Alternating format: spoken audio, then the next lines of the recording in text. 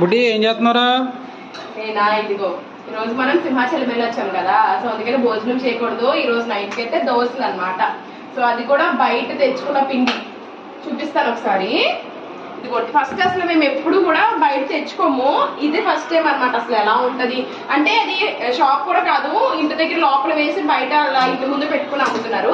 So అదైతే బాగుంటదేమో అని నా ఫీలింగ్ అనమాట. సో అందుకని తెచ్చాము. చూద్దాం, వేయలేదురా సాటు కలుపుకోలేదు, ఎందుకంటే సాటు ముందుగానే వేస్తే పిండి పుల్లగా అయిపోద్ది కదా, అందుకని వేయలేదు అనుకుంటా. కొంచెం వాటర్ వేసి కలుపుకున్నాం, కొంచెం చిక్కగా ఉంది కదా. చట్నీ ఎలా చేస్తాను అనుకుంటున్నావు? వేరుశనగలు అయిపోయినాయిరా, మళ్ళీ కొత్త ప్యాకెట్ ఓపెన్ చేయలేక వేపించన కుక్కలో చేస్తాను, ఇది కూడా బాగుంటుంది కదా. దోశ వేసేద్దాం, ఎలా వస్తుందో చూద్దామే, ఎందుకంటే బయట కొన్న పిండి కదా. సో టేస్ట్ కూడా ఇప్పుడే చూసే, వావ్ చాలా పేపర్లా వచ్చిందా అని చట్నీ కూడా వేస్తాను. ఎలా ఉందో చెప్పే, బాగుందా? ఈసారి నుంచి ఇలా తెచ్చేసుకోవచ్చు బయట నుంచి.